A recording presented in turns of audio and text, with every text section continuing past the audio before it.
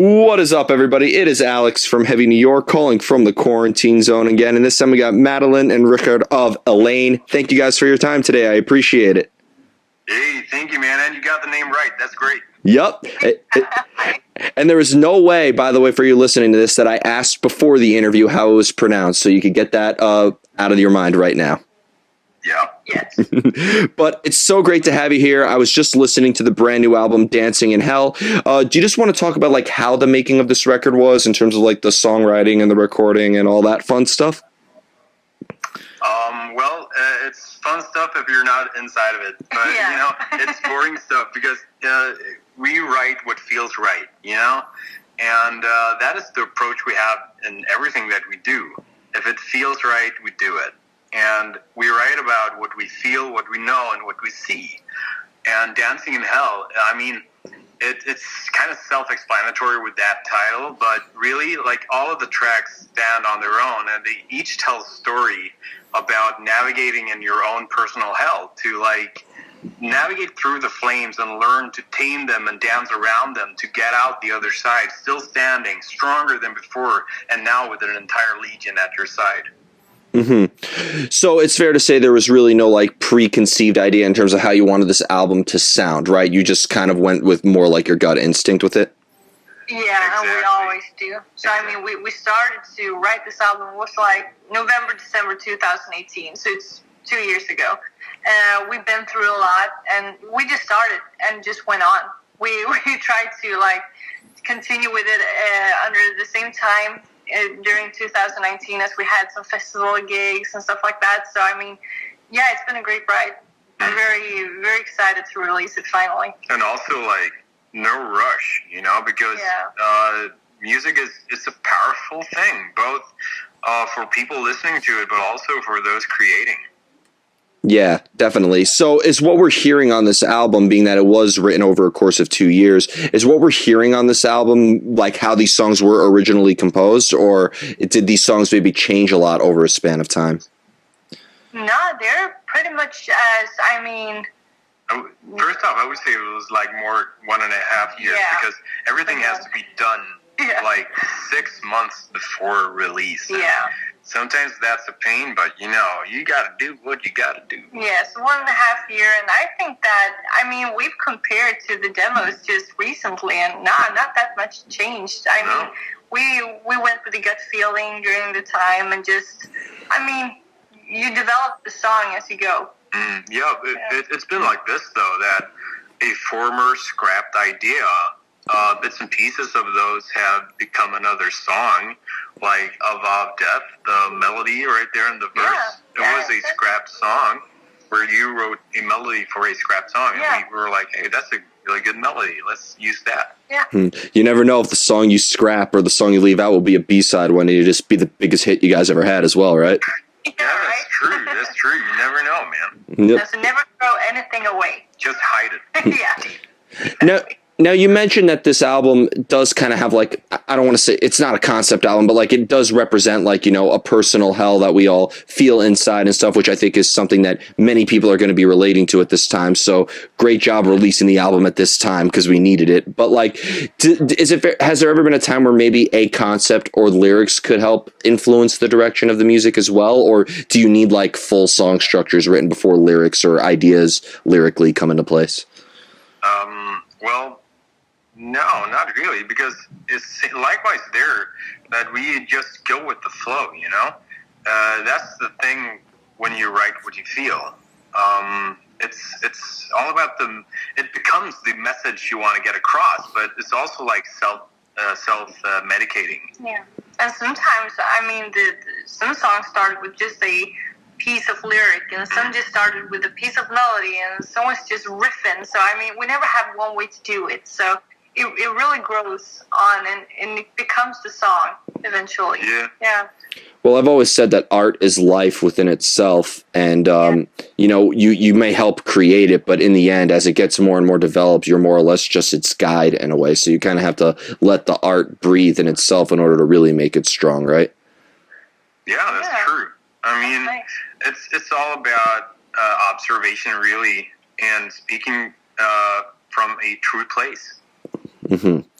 Now, with the first singles that you released for this album, Dancing in Hell and Ava of Death, like, do you feel like that maybe like these serve as a clear representation of the whole album, or is that just scratching the surface on really what this album is going to sound like?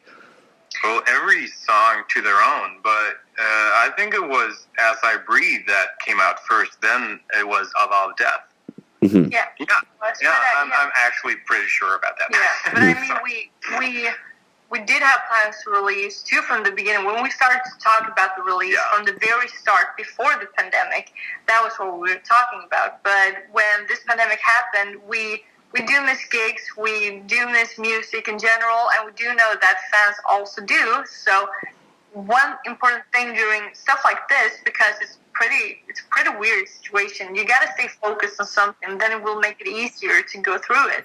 So we decided to release 4 singles and 4 music videos, just so people have something to look forward to, and we can also highlight the tracks from the album, because every track is like our baby, is a piece of ourselves. So we really wanted to highlight as much as we can. And so I hope that answered your question. It definitely does. It definitely does.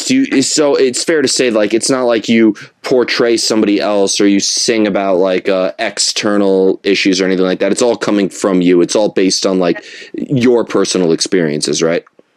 Yeah, I mean, that's life, man. And also with doing it in not a super vague manner, but also a kind of vague manner, it makes it possible for others to also relate. Yeah. And like if it's true and if it's like well performed and stuff like that, it becomes contemporary like all the time. A struggle is a struggle. You know? And of course, and like the world is always going to influence you one way or another. It seems like you're able to like have both something that's very metaphorical and very literal at the same time, right? Yes, that's a tricky balance between between what the hell is he talking about and cringe. Yeah. That you need to right now trademark that quote. That is the best. That is honestly the best way I've ever heard anybody analyze lyrics. And I'm not even just saying that. That was amazing. Thank you. Thanks. That will be Elaine's slogan. The bridge between what the hell is he talking about and straight up cringe. Make it happen. I hear new T-shirts. That's what I hear. I hear new T-shirts, and I'll be pitching this to your publicist as well. Do it, man. Thanks. Yep. Now, could this album, being that Until the End was the last album that you released, do you feel that does this album maybe have any relation to that, or was this also intended to be like a new start for Eleine? I was like a continue. I guess. I mean, Until the End, we did write from personal experience as well, but also what we've seen in the world and also, of course. So it was like from Until the End to Dancing in Hell, we've been through a lot. So this was like even heavier, and it became darker. It really, the sound really reflects what the songs are about. And it came pretty natural, so.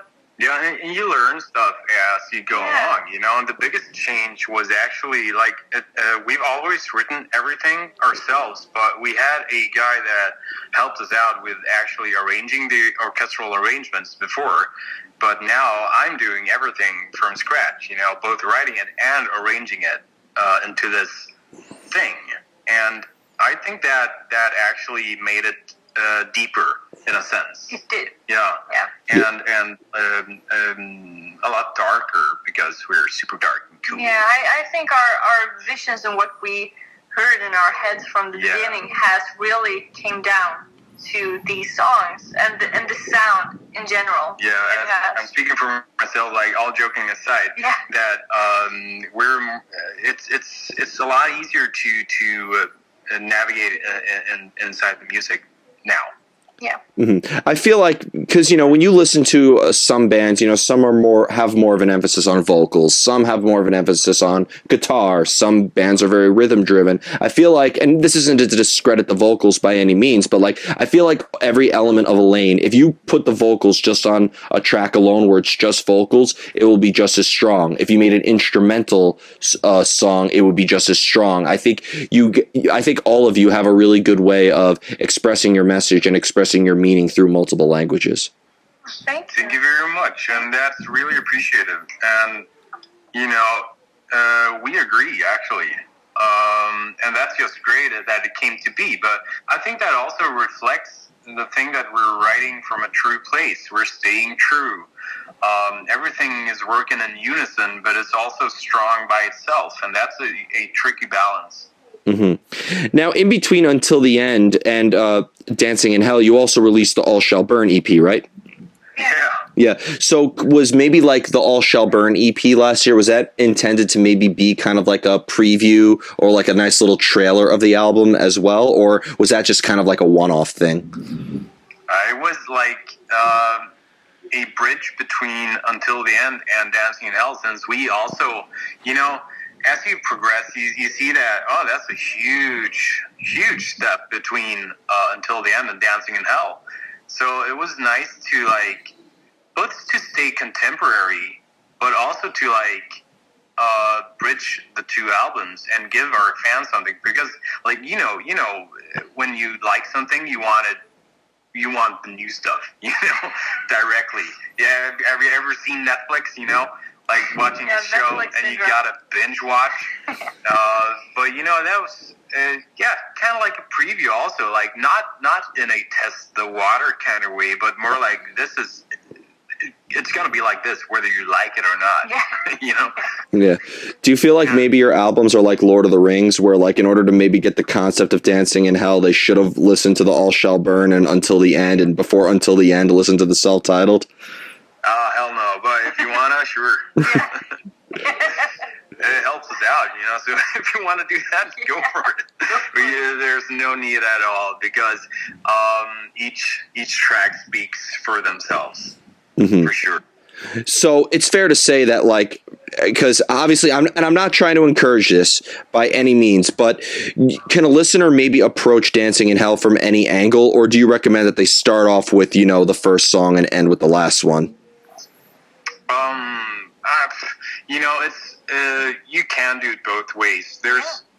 When it comes to these kinds of things, since it's not a concept album, it doesn't really matter. But we would like for you to listen to it from the first to the last. Of course, but each and every track do stand great alone as well. So, I like to listen to albums from the start to the very last song, and I mean that is because you get the atmosphere. Each to their own. Yeah, exactly. Mm. Yeah, so I feel like this album is very shuffle friendly, as I like to say, but you should start off with Enemies and, then go to Dancing in Hell and Ava of Death and so on and so forth. Yeah, there's a thought behind the list, so yeah. Yeah, well, I've always wondered if how the arrangement of an album works, in terms of what order you put the things in, because not every album, the songs are in the order that they were written in. So how do you dictate the arrangement of the music? It's when it's done, you have to see if you got a thread running through it all, and often you do. Yeah, we noticed that very early, and this list for the album, the tracks, I mean, we focused on dynamics when we made it. Mm-hmm. You ready for the most difficult question of the whole interview, though? I'm hovering upon the hang-up button, so shoot. All right, let's do it. How do you know when a song is done? Click. You just know.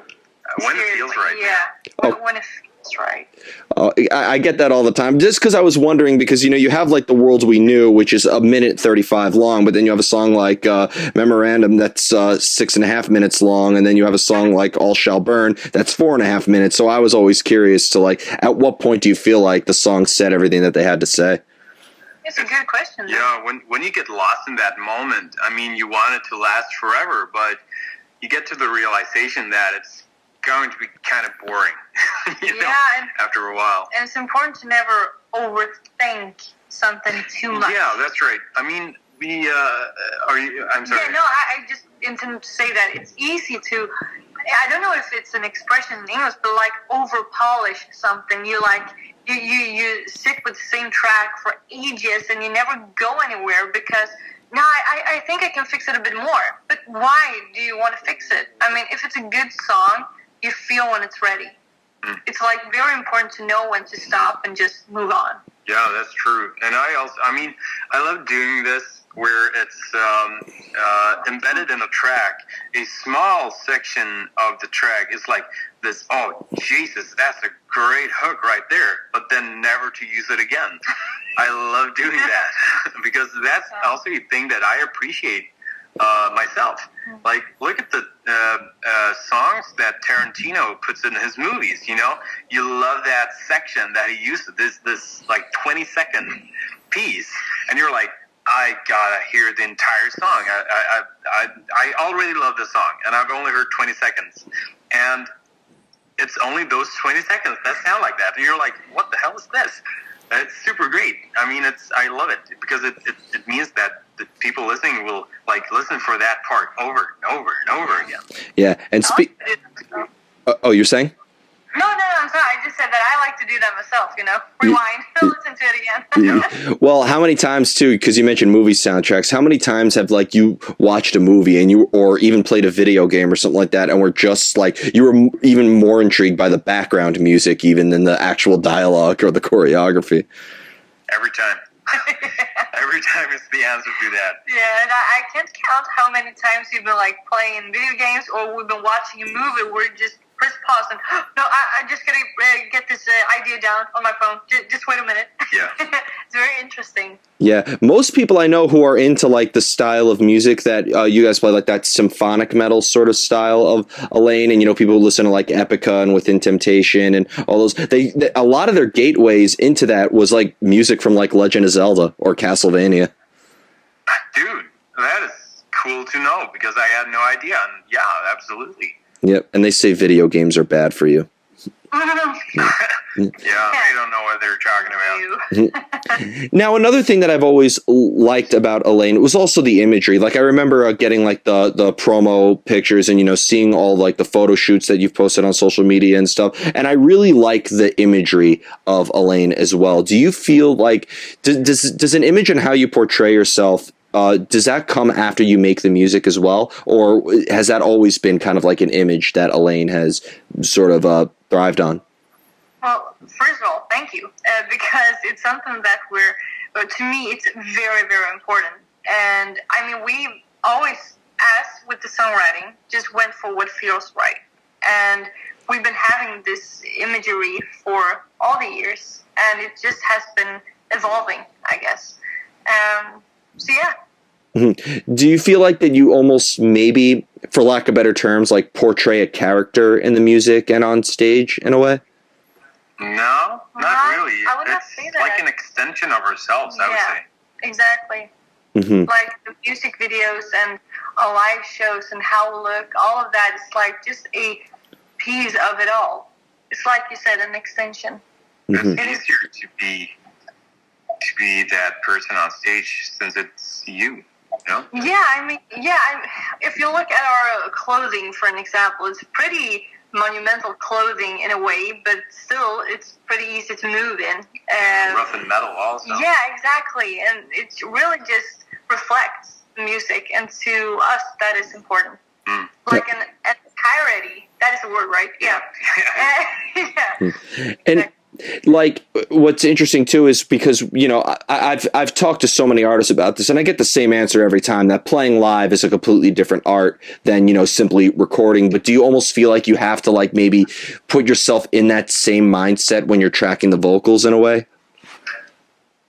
Well, to me it's pretty much the same. I mean, the difference from being in the studio recording the vocals and being on stage is that you can run around and you have the audience, but the feeling when I sing a song is the same. I do find my place before I start singing in Eleine. I do. I have this special mindset that I've formed for years, and now I found myself in it.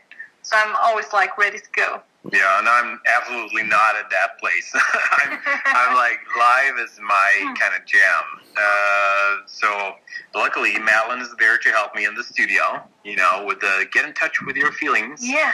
And, you know, visualize it all. And, but yeah, of course, we do it with with pleasure, and we love to do it in the studio also. But for me, live. Yeah, of course, live is the best. I mean, that is the best. Yeah, if I could tell you the times, I'm sure that like basically 99% of artists think like this, like at a live gig, and they watch someone like recorded them afterwards, and they're like, "Shit, I should have done that on the album. That was kick ass." Yeah. That's what I've said for so many times. But but still, it's very important when you're in the studio to. I visualize a lot when we write music or when I'm in the studio and all of that. Yeah, I see it in my head, and that is always like. You're great at it.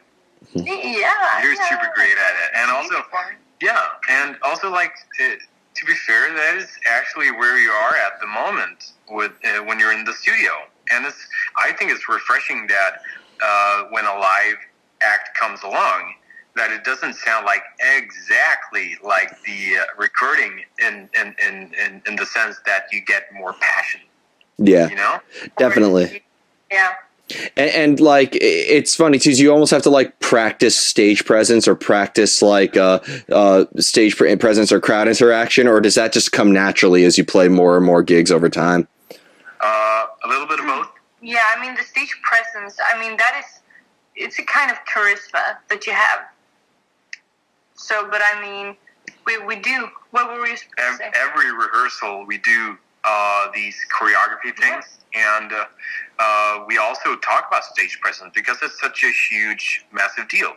Like if you're coming, like let's say we started Eleine yesterday, and we haven't done any gigs. We need to be prepared when we're in the rehearsal for that like monumental moment when you're on stage. And stage presence is nothing that everyone can learn. No. That is what my point was. Yeah, well, there's some bands that actually are stronger because they're a little bit more static on stage. Like, I wouldn't want a band like Tool or a band like the Smashing Pumpkins moving around like they were a hardcore band. You know what I mean?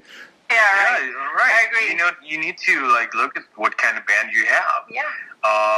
Also, like, let's say if instead of windmilling, Anton and I would like stand with our feet together and jump on our toes. Yeah. But as we said before, it should really reflect the music. The live show should be an extension of the tracks itself.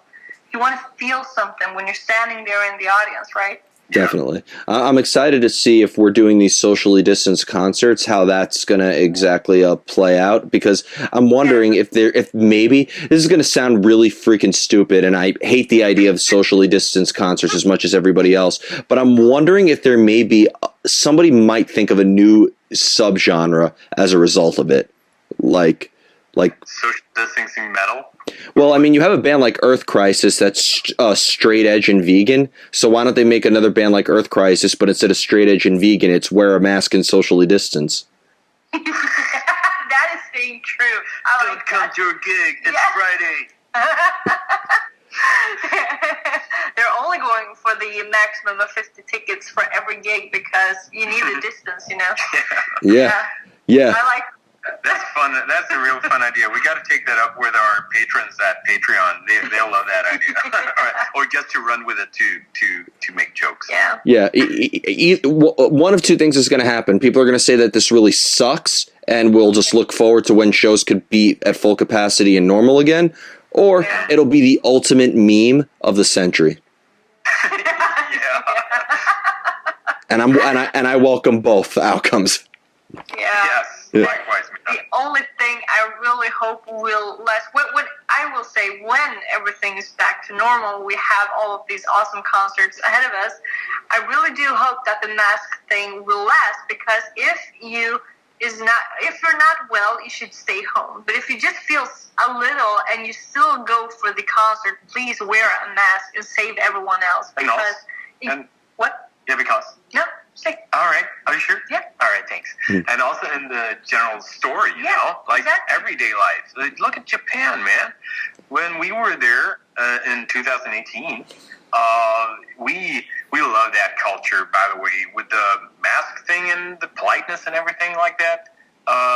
We started using masks in 2018, Madeleine and I. when we felt a little bit of sniffle, or maybe we knew that, like, when come winter, we weren't to the stores because maybe someone else was having the sniffles, you know, and we were full-time musicians, and we can't be hoarse, you know. So, I mean, that I agree, Madeleine. I would like for that to continue, the thought of it all, like. Yeah, like, think of others, please. Just wear a mask if we're going to the concert anyway, even if you just feel just like you're having a cold coming up, you know, just wear a mask and take care of each other, because we're all in this together. Yeah, and I'll just point this out. Slipknot, I saw them play in Louisville, Kentucky, at Louder Than Life Festival. It was 103 degrees there, and I'm not even exaggerating. That was the temperature that day, 103 degrees. They were wearing masks as well as jumpsuits that didn't look very comfortable, moving around like animals on stage, and they did that for 2.5 hours. So, Wow, yeah. It is possible to do. Yeah, it is. It is. I mean, and they're pretty comfortable. I mean, so it's all right. Yeah.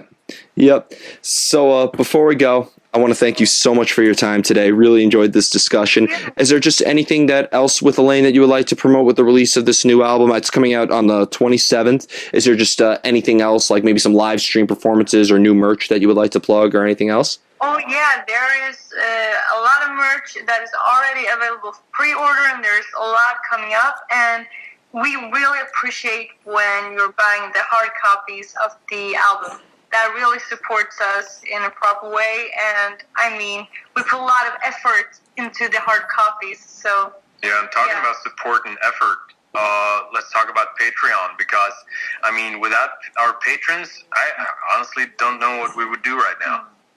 Yeah, huge shout out to everybody who contributes to those, because you really help. You're you're just as much as like the artist in a way, and really honing creativity. So thanks to everybody who does that. Yeah, really, thank you. Really, it's a two-way street.